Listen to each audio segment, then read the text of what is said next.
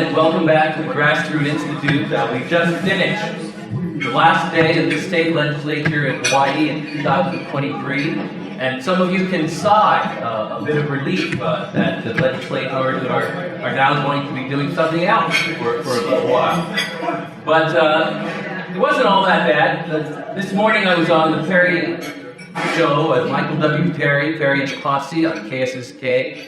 The most listened to Morning Drive and talk show. And Michael Perry asked me what grade we could give the legislature this term.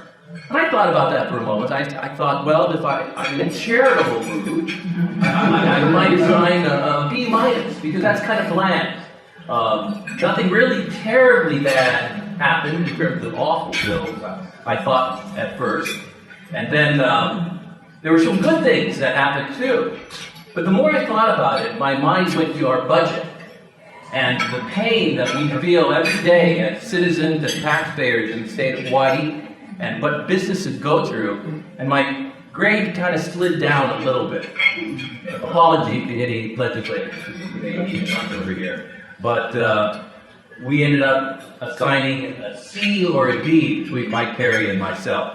Well, I don't know what your thoughts are about that, but there are a couple of experts with us today who are going to lead us through understanding what, from a point of view that focuses on individual liberty and the economic freedoms of our state, the legislature did this year. I'd like to introduce to you Malia Blom-Hill, who has been a long-term staff member of the Grassroots Institute. She's the director of policy as well as our Washington correspondent. She's a local gal, but prefers not to give up her husband and children, so she stays with them on the East Coast, reaching out for us in Washington, D.C., but she's absolutely involved on a daily basis in our local legislative issues. I'm so glad she's back for this week to work with us. Malia Blom-Hill. Malia, say aloha. Aloha. Thank you guys for having me.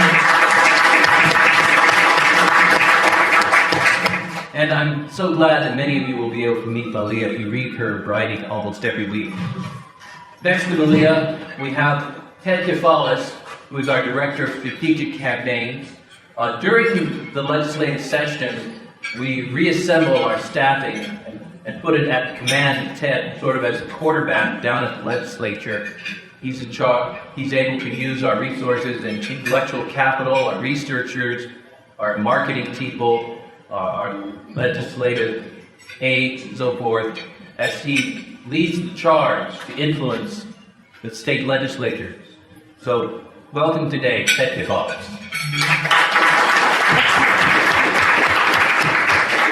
Aloha, everybody. Happy to be here and excited to get into this here soon. Today's panelists have subtitled the presentation, if you go backward on the slideshow, The Good, the Bad, and the Ugly.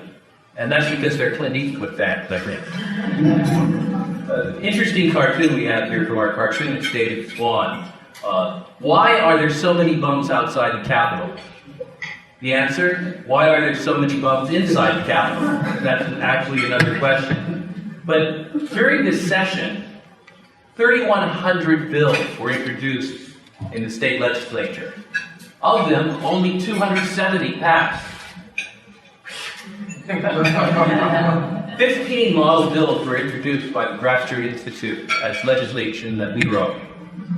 We tracked hundreds of bills. We submitted testimony on 82 bills, 142 times, most of them live and in person. And our work was covered, in some cases, almost on a daily basis in print, radio, and television media. Let me give you a sample of that from the last quarter during the legislative session. If Sean will go ahead and run the reel. This is your source for breaking news. Hawaii News Now at 1. Well, property taxes are going up on Oahu after huge increases in property values. But there is still pressure to do much more, like raising the $1 million threshold that triggers higher rates on investment properties. A lot of those costs for rent for houses that pass that threshold, a lot of those costs are passed along to the renters. And so it just increases the cost of living. Something you can say to me for the record. So I'm Jonathan Helm. I'm with the Grassroots Institute. We're based on Oahu, but we do work throughout the state. And I'm a policy researcher. One of the major reasons that it costs so much is because we have a high level of regulation that prevents building the supply of housing that we need. So there's a huge shortage.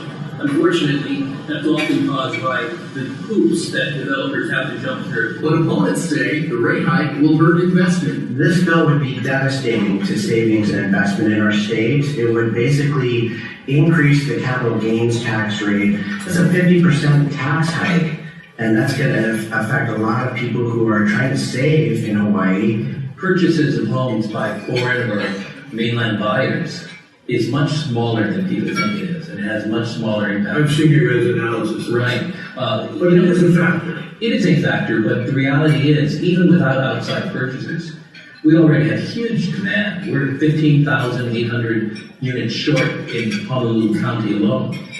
Research shows clearly that mainland buyers actually is a very small factor in the price and the scarcity of houses here. And I think what's more important is to look at the real causes. The real cause of scarcity and the rising price of housing is all the regulation, both at the state and county level, that developers and individual home builders have to go through in order to renovate or in order to build. You know, Grassroots Institute, which is a bunch of really smart people, it's our only think tank. It may be a little thinking that actually happens. Also concerned that the current ambiguity of the proposal doesn't consider long-term impacts on visitor spending. If a family of four are all over 15 uses of $200 out of their vacation, that will come from somewhere. You know, that won't necessarily come out of their hotel budget. It won't necessarily come out of their transportation budget.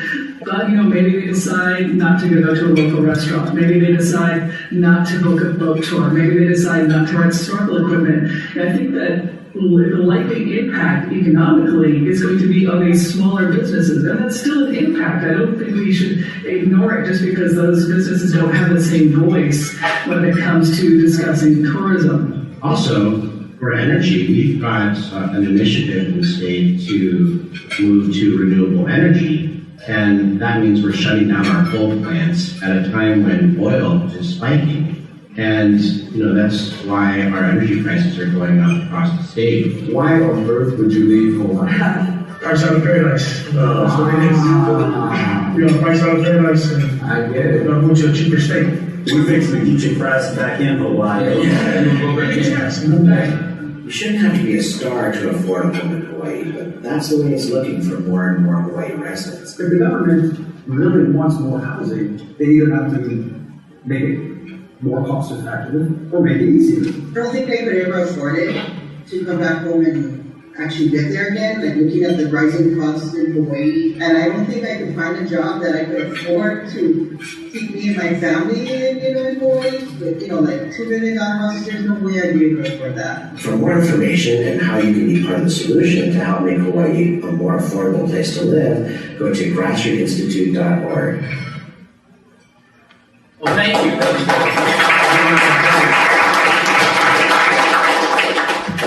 Some of you have seen our Why We Left Hawaii series, and that tells the stories of local people who decided to tack up and go to the mainland. It's making a difference. That message is getting out there, and all the way up to America's Got Talent. And we need to bring that talent back to Hawaii. Don't you agree? And that's part of the reason that we work so hard. Before we dive into the nitty-gritty of actual legislation and battles that took place during the legislature, I want to ask Malia if she'll give us a little bit of an overview. There were a variety of bills this session. In fact, so many that no one group or individual could have the expertise to address them unless they had been working full-time year-round for many years to really understand the complexities of our economy and society in Hawaii. What did you see when you went to the legislature this year?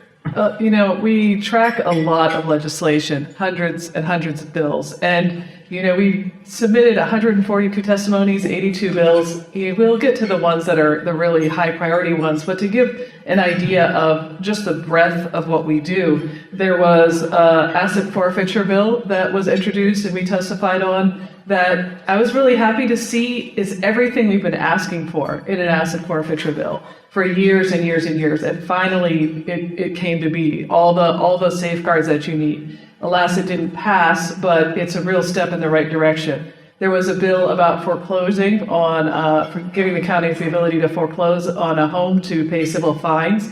And we testified our concerns about, number one, the Supreme Court case that would affect it, and number two, protecting home equity, and offered a amendment that would protect home equity, very, very strongly protect home equity, which was adopted. And then eventually the legislature saw the wisdom of maybe just waiting entirely until the court case was over.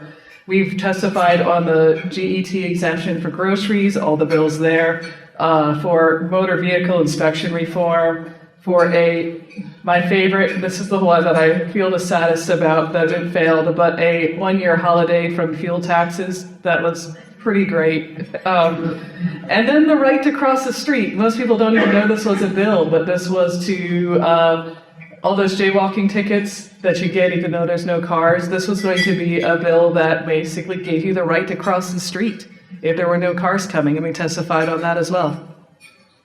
Important work, and we're going to dive into some of that in a bit. By the way, later on, we want to invite you to ask your questions, so we'll have the microphones available. One of the problems that impacts Hawaii severely is the lack of medical personnel, including doctors. We discovered this during the pandemic era, not because the pandemic era produced a greater shortage, but because it was a stress test. It revealed that we simply don't have the medical personnel we need. And the reason for that is basically state government regulations plus the difficulty of living in this economy. Now, if you go to another island, you'll meet people who have to wait months to see a specialist and frequently have to fly to Oahu or go off to the mainland in order to see a specialist. I recently talked to a nurse who was on her way to Kauai on vacation, and the last thing she said to me was, pray that we don't have a medical emergency.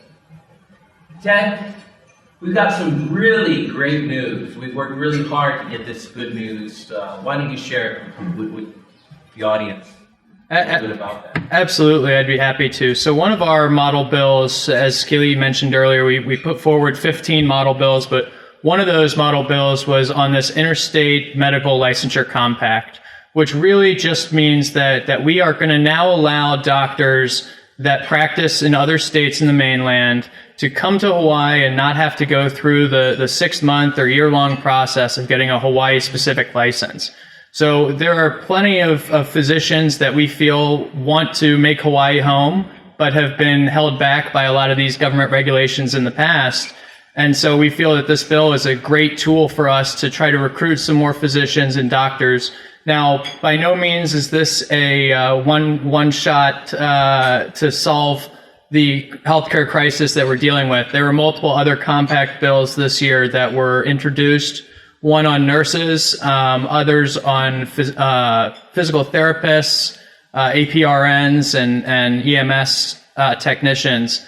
And all of those unfortunately failed, but we will surely be back at work trying to pass similar compacts in the future, and also want to look at future other sort of occupational licensing, not just in the healthcare space, but as a whole. That's wonderful. In fact, that's where we're jumping up and down about it. It's a real breakthrough for Hawaii as we begin to follow some of the best practices of other states. It lets us remind ourselves we are part of the United States of America, and doctors trained elsewhere can certainly practice here. That's going to be a great resource to add. An area in which we're not so thrilled was the management of this year's budget proposals, dealing with how much the state is going to spend. At the last minute, when we added up all of the things that the state decided to spend on, it went well over the constitutional limit on spending. which is sort of like having a credit card and just overcharging because the banks and the stores haven't tallied everything up in time. I'm going to let Malia share a little bit about that. I don't know if you know anything about overcharging a credit card. Oh, no, Our not state me. clearly didn't have it regarding the budget. I wish my credit companies handled it the same way, because if I overcharge my credit card, they just go nope. But what happens with the state spending cap is, yes, you do have a state spending cap, but you can go past it if the legislature basically says that they need it. We really need it. And that's pretty much it. You just have to say that this is important and we need it. And Capital One doesn't go with that for me, so I tried. But we are going to exceed that spending cap by about $1 billion. Right, if I may interject, as you said, there is a way to get around the spending limit, and that's if 66.6% of the legislators say it's okay. So we have a situation wherein we have a law in our Constitution that says you can't exceed a certain amount, but if you do, if 66.6% of you agree to that, you can exceed it. That's really great in any state that doesn't have a one-party system. Exactly. And, it's not so much a spending cap. It's not a meaningful spending cap. It's like a spending speed bump, really. Because, I don't know if there's been ever a point when someone goes, oh, no, never mind. So we are on track to exceed that spending cap. And in fact, the budget is going up about 30%, which you might not know because of the drama that has surrounded the budget in the last days of the legislature. In fact, a lot of the legislators were talking about it like somehow there were spending cuts. But that's only because they spent less than they thought they would spend, even though they spent more than they did last year. If you could follow that. There were also objections to what's being called the slush fund, the governor's $200 million slush fund. It's a bit of a misnomer. Number one, it's not a new thing. It has been around before. It's just that the legislature did not want to give it to Governor Ige. Draw your own conclusions. But it is back, and it does, in order to spend from that fund, the governor does need approvals from, I believe, the Speaker, the President of the Senate, and then Ways and Means and Finance. Mm-hmm. So it's not a blank check. It's just a blank-ish check. The general fund budget is going up to $11.2 billion from $8.7 billion last year, so that's about 29.3%. In comparison, last year it went up 17.6%. Which is also not good. What you're looking for is something more like 5% or something more along the lines of inflation. There are a lot of problems, but one of the big problems is that this means we're on track to eat up that surplus. If you read our materials, you know that we've talked about how Hawaii is projected to have a $10 billion surplus over 4 years. Well, that assumes that you don't hike the budget up year after year after year. So at this rate, we're lucky if that surplus is only going to be about $4 billion. So what about that $2.8 billion that we were supposed to have surplus? Well, when you eat up all the surplus with extra spending, budget increases, and then so hypothetically you could get a tax rebate, a tax refund, but instead that went to the rainy day fund. So, right, and not to mention, of course, that the state has downgraded its projections of future revenue. And also, yes, the Council of Revenues has downgraded its revenue projections by a small amount. Unfortunately, our leader of the policy group is ill today, Joe Kent. I think most of you know him. He's been tracking what will happen with the so-called surplus if we continue the trends that the legislature has vested themselves in. And we expect that we could very well, by 2008, unless we make some changes, in a deficit situation with regard to that quote-unquote surplus. Now, there's another issue that got very confused this legislative session. It was clear to us before the legislative session, and it had to do with the Hawaii Tourism Authority. We believe that tourism is a great industry for Hawaii, but we've been telling the state for a very long time The government is not good at running private sector industries like marketing. And that's been the case with the HTA. So we've been encouraging the government to get out of that business. And we pointed out that the private sector is good at that. And the private sector has a vested interest in being good at it because they make more money. If the government got out of the way, we might have better marketing in Hawaii. Well, that was a simple issue, but this legislative session, it really became confused because the very nature of what the Hawaii Tourism Authority is all about became contradictory. Is Hawaii Tourism Authority in existence to promote Hawaii and bring more tourists to Hawaii? One might think of that. Or is it in existence to manage the tourists while they're here and monitor their behavior? And when you have one agency tasked with these two contradictory directions, you get a lot of confusion. And to add to that confusion, you've got money in the picture as well. Malia, help clarify the confusion a bit. Tell us what went on. Actually, these two bills are the story of that confusion. It's almost as though the legislature has had it with the HTA, but also isn't entirely sure what they want to replace it with. And so you get HB 1375 and HB 1522. Both of those bills basically dissolved the HTA and replaced it with an Office of Destination Management. So as Kili'i pointed out, that kind of puts it leans towards that destination management, but it still kept nearly everything that the HTA does, that promotion and so on and so forth. So that contradiction is still there in those bills. And that's what we testified about, which was basically you're dissolving the HTA to enact the HTA with a little asterisk at the top. And I think that, fundamentally the failure of these bills is a recognition that it's not quite there yet. We don't quite know what we want to do about the HTA. And that led to what is essentially a defunding of the HTA, sort of, because the HTA does have some funds to keep going with, and it is believed that they're going to get an allocation from that slush fund I mentioned, the governor's slush fund. They're already going ahead with about $70 million in visiting, marketing, and management contracts, about $38 million to market North America, $28 million for destination stewardship. Yeah, I don't know either. And $2.4 million for Canadian marketing. So, HTA is still kind of going on, doing its HTA thing, as contradictory as that continues to be. There's an old adage about tax increases that goes like this. I've got some good news for you and I've got some bad news for you. The good news is that the tax increase is only going to affect the wealthy. The bad news is now you're wealthy. That might apply to one of the proposals for tax increases if it had been passed and if year after year the threshold as to who is wealthy was increased. But I have to tell you, I'm very proud of our team who worked tirelessly to prevent unnecessary tax increases this legislative session. And they were quite successful in their work in doing that. Ed? Sure. It seems like every year almost we have a ton of tax bills that get proposed, either new taxes or tax increases. And this year was no different. In fact, I had a few legislators come up to me before the session saying, oh, you guys are going to have your work cut out for you.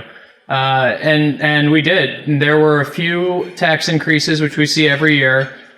Things on capital gains, looking to hike that tax. They wanted to introduce a wealth asset tax on individuals that were over a certain amount of wealth. There was also a conveyance tax on real estate. They wanted to increase that rate. In addition to that, if this wasn't enough, they wanted to introduce a carbon tax on energy. So it seemed like nothing was safe from taxes, but fortunately we were there and were able to testify against a lot of these bills and talk with legislators behind the scenes to let them know, that this really was not a great idea.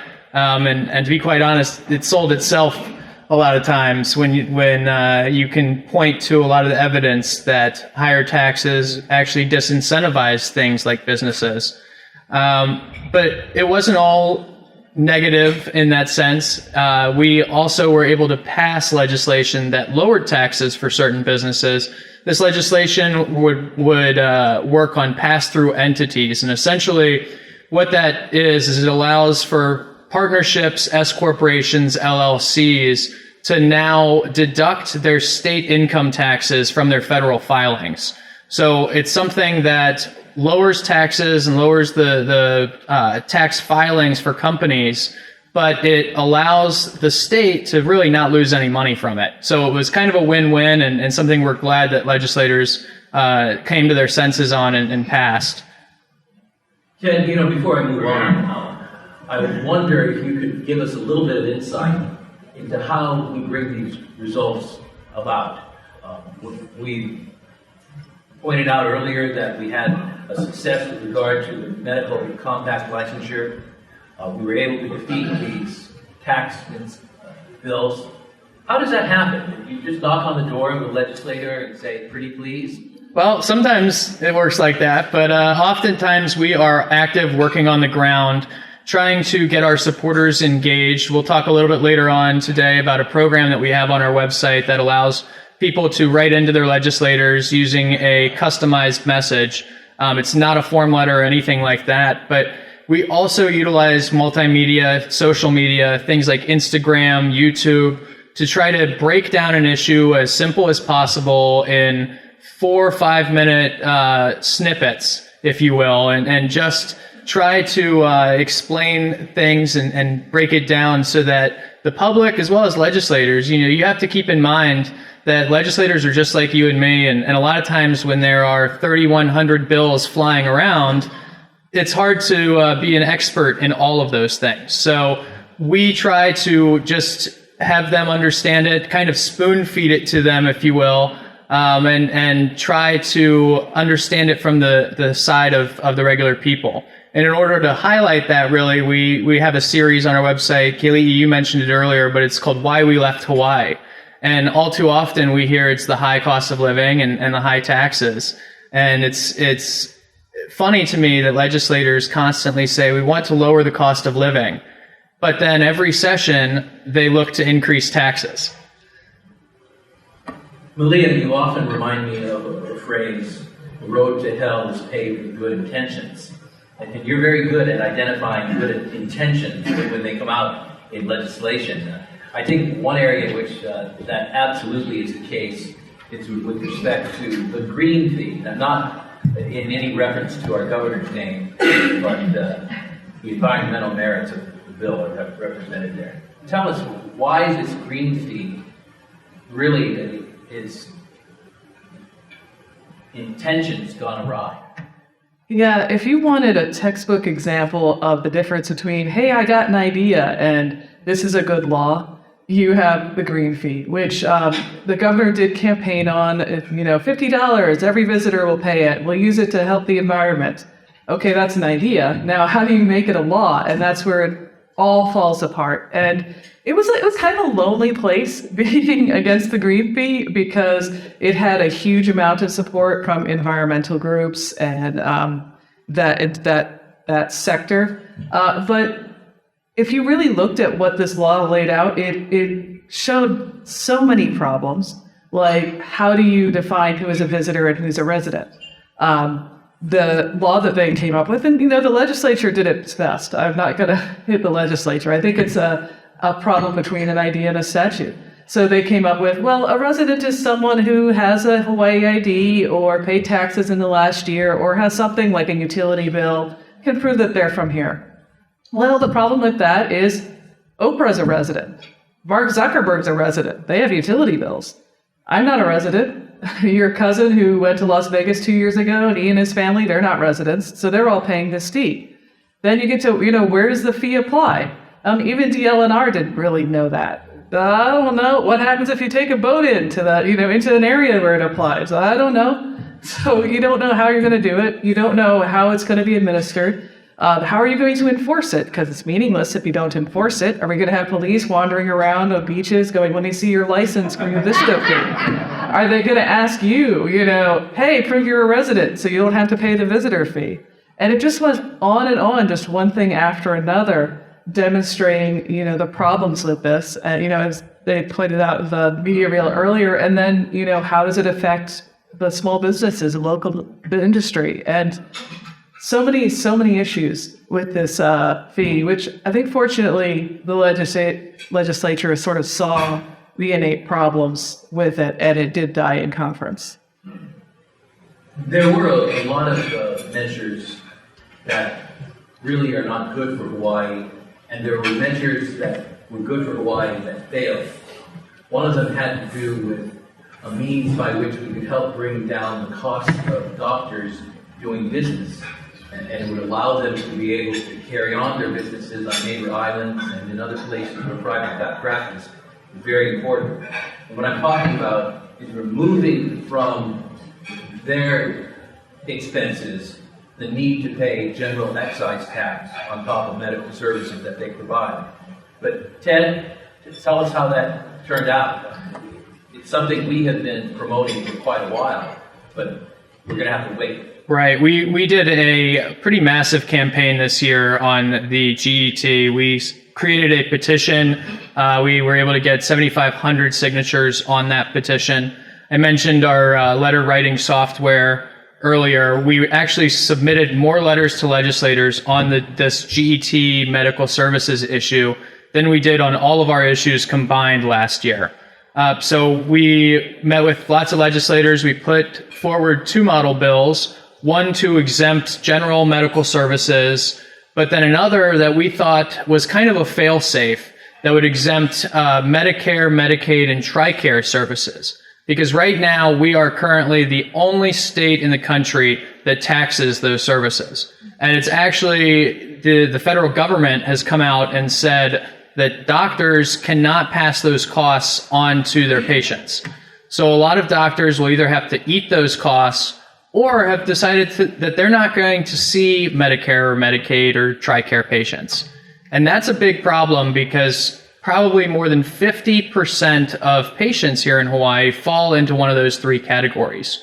So it really restricts medical access, and we really, this year, we were disappointed that the legislature did not pass a bill to exempt any of these. They did not pass the general medical services bill. They did not pass this Medicaid, Medicare, TRICARE exemption. So we will be back at this again next year. It's something that we have spoken with Governor Green about and have his support, and we look forward to trying to coordinate with some of the other legislators, specifically the finance chair and ways and means chairs, to try to get this bill or some version of it passed in the future.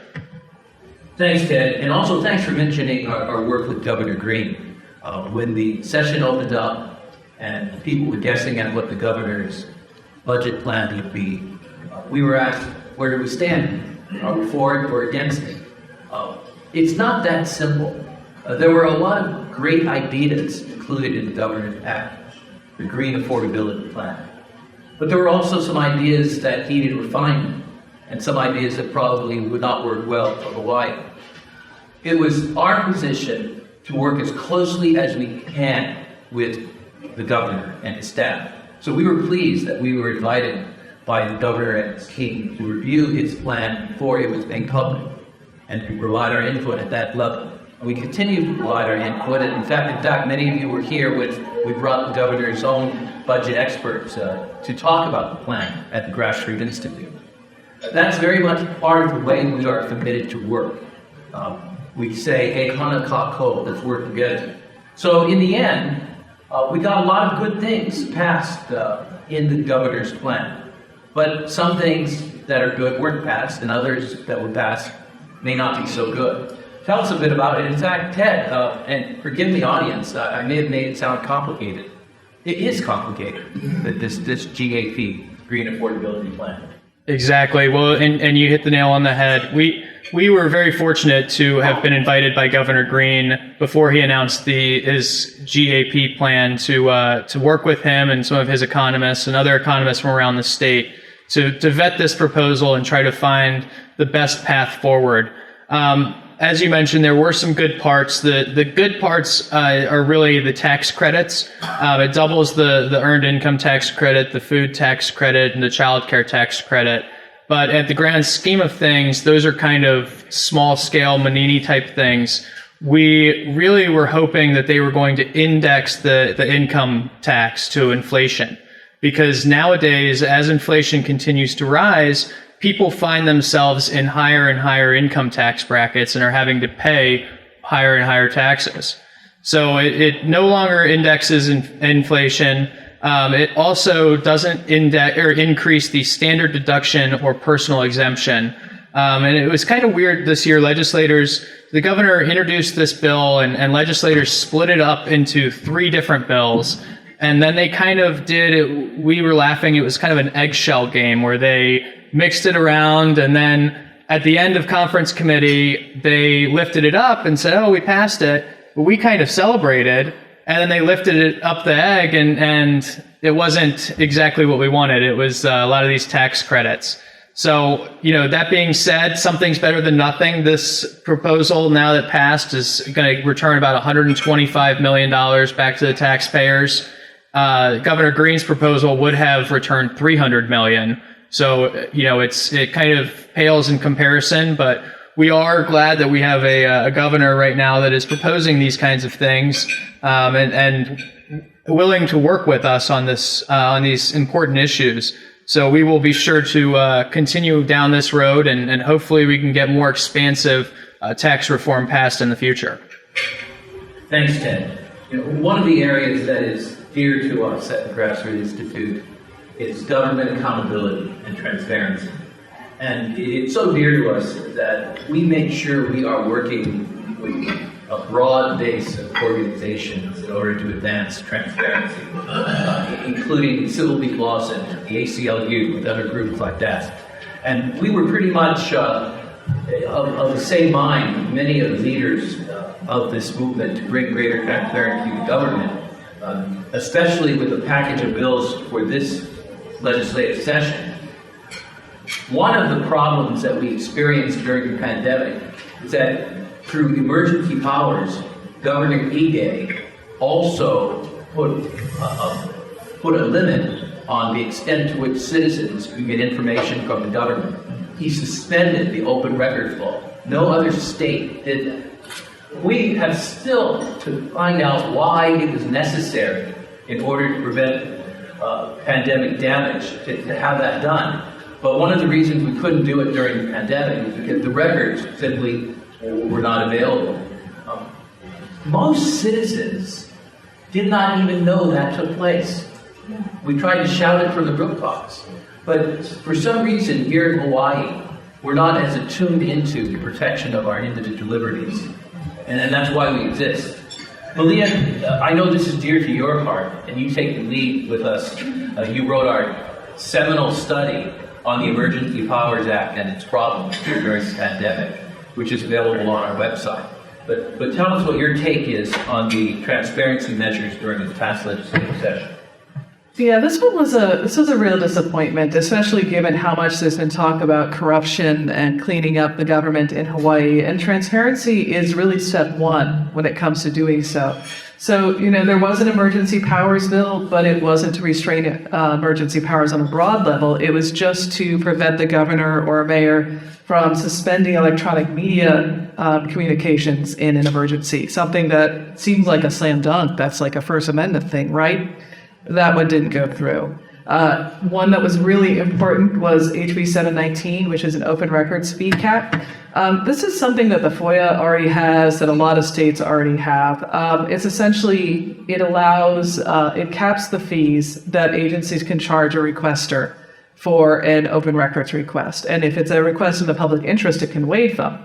This is important because there are all sorts of things that agencies can do to get around a records request, and Hawaii agencies are really good at this one, where they don't turn it down, they just tell you it will be so expensive that there's just no way you can move forward. Like when we requested communications from Ige regarding the COVID-19 decisions, and we got back a six-figure charge. It will cost you 6 figures to get those records. That's not duplication. Duplication often doesn't even exist because it can be electronic. That's put down as a search and segregation charge, how many hours it will take them. So as best I can figure, our request meant that the governor's office was going to have to hire 2 full-time people to spend a year looking up our request. This is how you sort of put a chill on transparency without doing anything that violates the transparency law. So this was a great bill, and it got almost to the end, and then it grew this ugly second head in the form of an amendment that added the deliberative process exception, which had started as a separate bill. That bill died and then found its way into my beloved fee cap bill. And the exception, the deliberative process exception, is basically an exemption that lets an agency say, no, we don't have to release records if they're deliberative or pre-decisional in nature. That seems vague because it is vague. It's so vague you could just drive a truck through it, and since our experience is that some agencies, not all, but some agencies are very willing to do that, we were very opposed to this exception. As it turns out, the whole bill, once it got this, once the fee caps got the exception, the whole bill died. It's sort of it's a bittersweet thing. We would like to see the fee caps go through. On the other hand, it is good to see that that deliberative process exception died. Thank you, Leah. Housing is such an important issue in Hawaii. The cost of living is the number one reason we have people moving away. The number one cost in that cost of living is the cost of housing.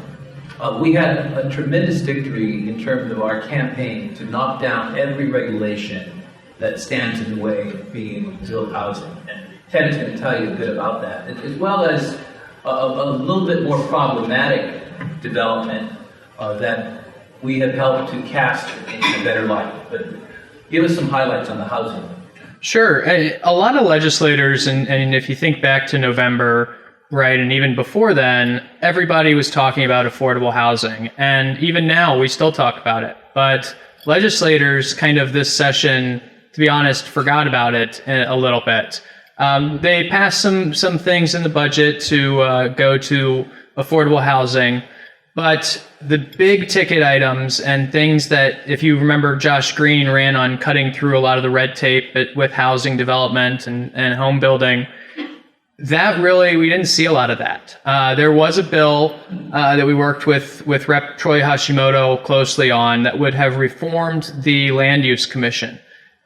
Something that we've really preached for a while. We have an older report on our website, I believe dating back to 2019 even, that tries to look at reforming the Land Use Commission. And so this year we were very glad to see this bill make it right up to the finish line. Unfortunately, this bill was one that was changed kind of at the last minute to make a few adjustments. Now, these were adjustments that we were happy with. It would have actually increased the acreage that you can skip the LUC. It increased that up to 100. I believe previously it was less than 50.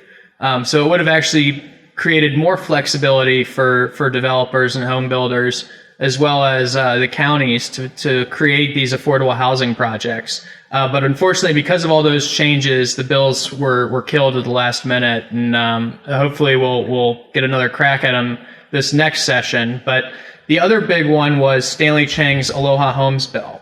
That's something that he has been pushing for a really long time, and it's, if you remember, it is a 99-year lease project that is owned by the state. We have a lot of hesitancy when talking about that kind of stuff because you look at things like the rail, you look at things like Aloha Stadium, government projects almost always tend to be more expensive than what they were budgeted for.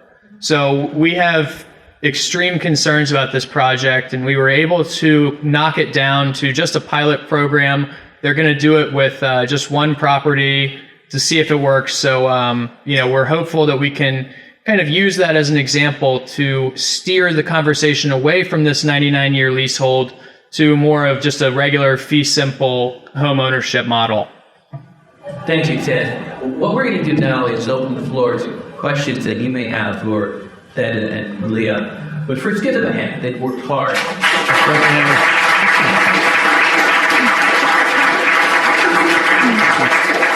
If you'd like to ask a question, just raise your hand. We have a microphone around to Bruce over here. Sean.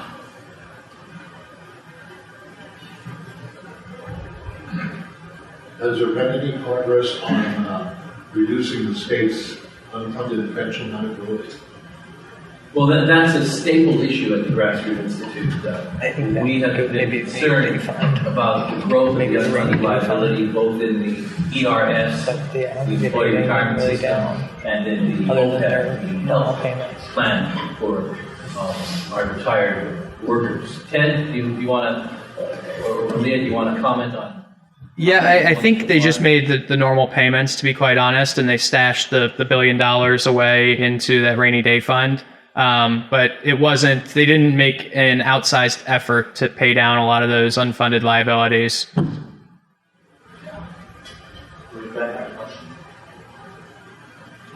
have a question over here. Hi, thank you, folks.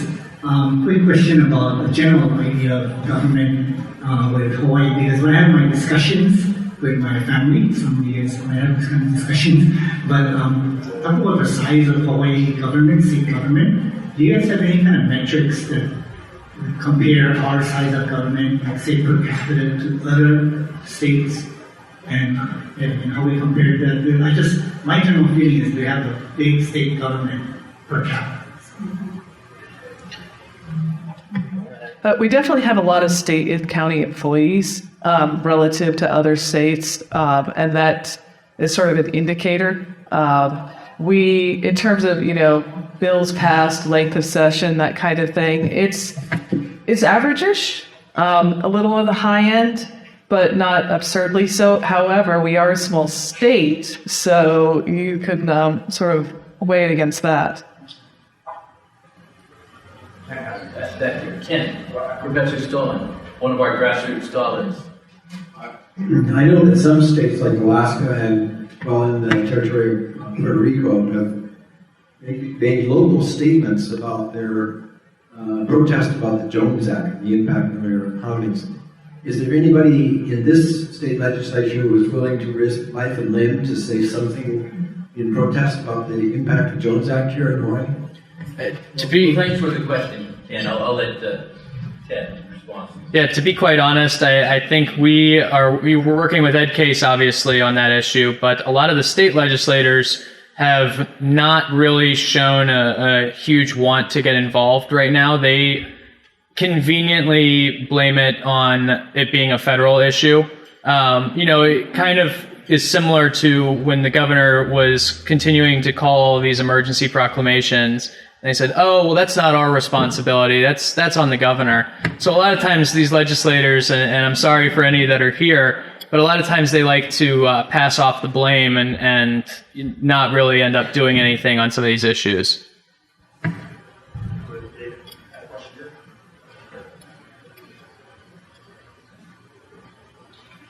A question for Kaliki.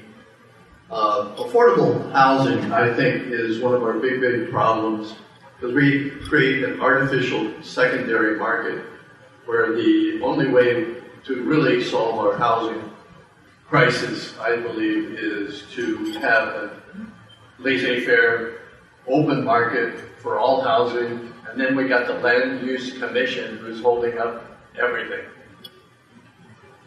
David, did you have a question in that? For you. The affordable housing, to what extent is it blocking our problem with affordable, just getting housing? Sure, thanks for the question.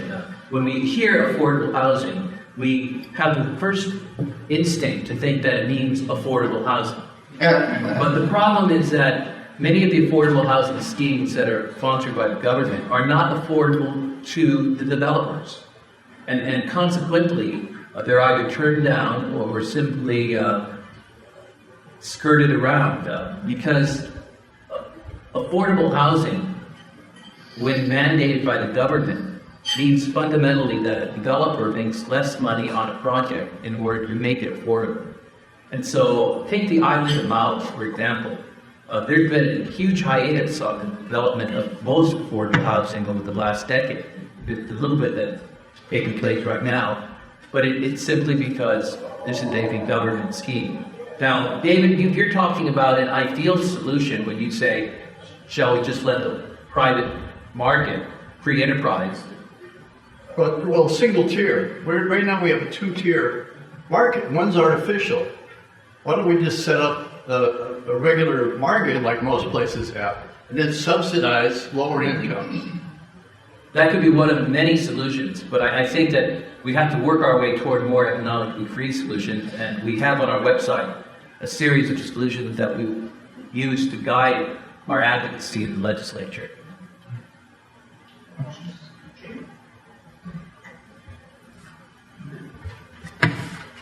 Aloha, and thank you for this session. I wanted to know if there are any plans in the future to reintroduce the Certificate of Need bill. It died last year's session. Actually, it didn't even make it to a hearing. It was killed before it was even heard. And then during this session, I didn't see anything with regards to that. And for those of you who may not know what Certificate of Need is, it has to deal with healthcare and access to healthcare. And one large glaring example of that is on Maui. We have one hospital there. And I'm quite concerned about what the future holds with holding back on the Certificate of Need. Thank you for your question. That's an important issue for us at the Grassroots Institute. We didn't see progress in our state in regard to that this year, but we're continuing to work on that. We believe that it's important to remove this barrier.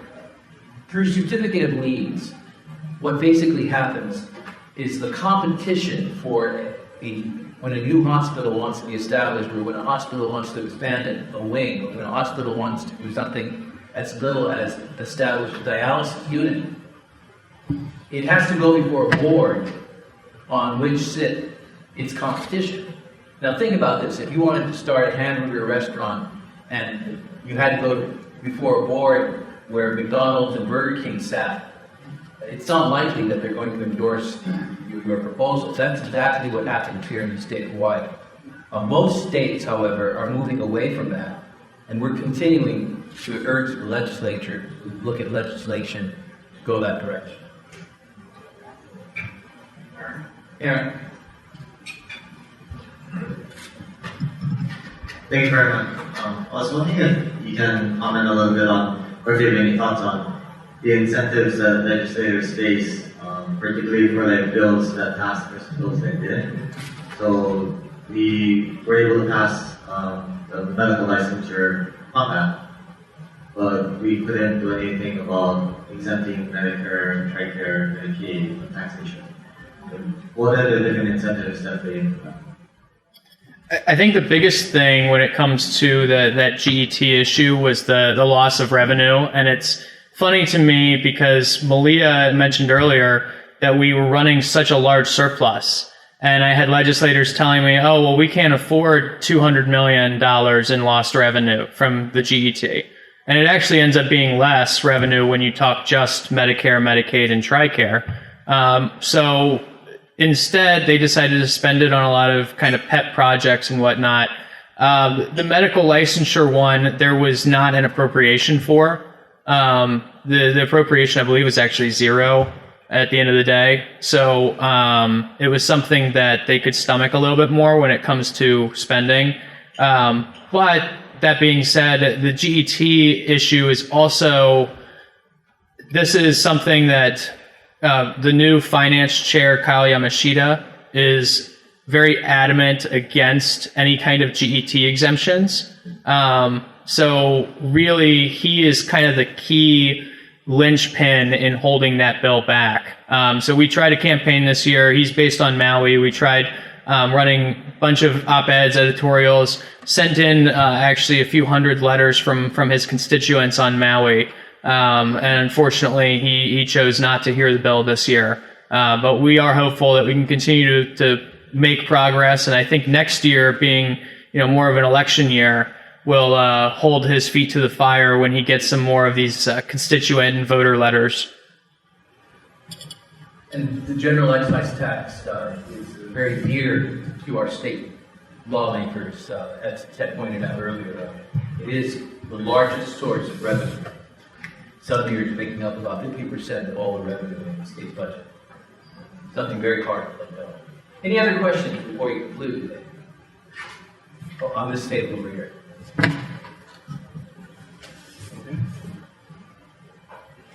Hi, so I actually wasn't aware that there was talk about a wealth tax being proposed, so I don't really have much knowledge about it, but I guess a two-part question. One, how popular was the idea of the wealth tax being passed? And then also, to what extent were they planning on calculating your wealth? Because obviously, business owners, for example, right, they don't have much, their business itself, as far as their practices, their brands are very valuable, but obviously doesn't have any tangible assets, no dollar amounts. So I was just wondering, to what extent, was the wealth tax going to be calculated? Yeah, bingo.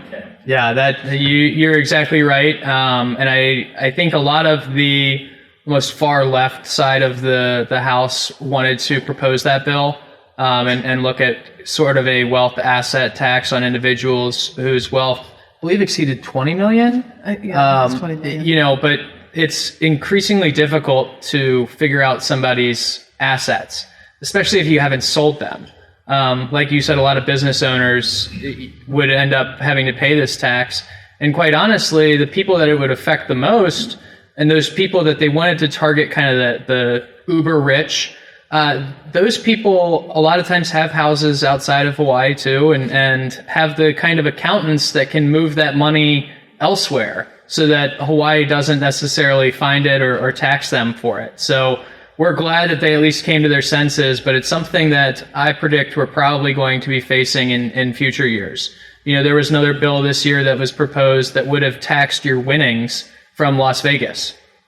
And same kind of thing. It's like, how do you determine how much somebody won from Vegas? But yet they were trying to do that. So again, it almost seemed like no industry was safe from taxation this year, but luckily none of those new taxes or tax increases were passed. On that note, we'll close with a couple of comments from Ted and from Malia on what to look at going forward. First, for Malia, if we can pull the slide back up regarding cryptocurrency. Cryptocurrency and blockchain are about thinking of the future, financially and technologically, in Hawaii, in the nation, and in the world. But the approach of our state legislature seems to be about thinking in terms of the past. It looks like this new technology and finance measure is not that well understood. So our state decided to take the grand measure of regulating it even more. Yeah, I read a lot of bills, and a bill is usually maybe 3 or 4 pages. Maybe a long bill is maybe like 8 or 9. HB 525 was more than 100 pages. It's amendments to the Uniform Commercial Code, but buried in the middle of that, in this one little section, it excludes cryptocurrency from the definition of money, without even going into it, without even, if you searched, you wouldn't know. And right there you have an example of just kind of being out of step with where the modern economy is going. And then SB 945 was north of 80 pages and it's just a nightmare web of regulation. It's intended to create a license system for companies for cryptocurrency companies to operate in Hawaii without some sort of legislation. Once the sandbox ends, cryptocurrency would basically be dead in Hawaii. So without action, Hawaii is possibly the worst state in the country for cryptocurrency. If this bill passes, I don't know, maybe 49, 48, something like that. It's that heavy-handed, it's that open for regulation, and it gives enormous amounts of power to the Division of Financial Institution to write regulations related to cryptocurrency. Well, now, Malia, I don't want to end today on a negative note like that. So I'm going to hand over to Ted. And tell us, Ted, what's next? Sure. So there's a lot of bills that we mentioned that are sitting on Governor Green's desk right now. He has until July 11th to either sign or veto those bills. If he signs the bill, it'll become law. If he vetoes it, it gets kicked back to the legislature, in which it requires a 2/3 vote from both houses. There's actually been one bill that was already overridden by the legislature from the governor. Now, if the governor wants to veto a bill, Hawaii is kind of a weird state in that the governor has to declare his intent to veto. And so he has to come out with a list of all the bills he wants to veto by June 26th. And then the bills on that list don't necessarily have to be vetoed by the governor, but it's more of just this is his thought process and kind of a warning that he may be vetoing those in the future. And like I said, we've talked about a lot of bills today, but if there's something that you feel passionate about in support or opposition, you can use our website. We kind of talked a little bit about it earlier, but it's if you go to grassrootinstitute.org/action, and that allows you to write a letter to your legislator in as little as 2 minutes. All you really have to do is fill out your name and your email address and your home address. But if you'd like, it also allows you to customize your letter. So when you go to the website, it'll take you to a page like this where you can click on one of those topics that you like. We're going to be adding new topics constantly to this, allowing people to write on different topics. One, I think it's in the works is on this pass-through entity law that we were talking about. So if you all keep just staying up to date and checking out our website, we'll also be sending out alerts as we update this so that you all can continue to stay engaged and active with your legislators. Well, thank you, Ted. And our work goes on with the county councils as well on all the islands. So we will be reporting to you on that in months to come. Before you leave today, if you're here for the first time or if you're new to Grassroots, we definitely want to make sure that you're on our mailing list so that you receive a weekly newsletter as well as my column that goes out every week. And these are valuable resources to keep you informed, and we love your comments. Also, we are independent. About 500 folks here in Hawaii support us financially. We're not underwritten by any government or large foundation or any political party. We invite you to stand with Grassroots Institute as a supporter, and you can indicate that on the card over here. But with that said, thank you so much for being here today at the Grassroots Institute. We just appreciate your interest and your support. And I believe that with the talented team that Grassroots has, our board, our friends, you, our supporters, we can make a difference here in Hawaii. We can change the political climate. We can see the cost of living come down. We can see the needs of people met. We can see businesses thrive. It will be a great future as we put our resources together and Oahu move forward. Much aloha. Thank you for being here.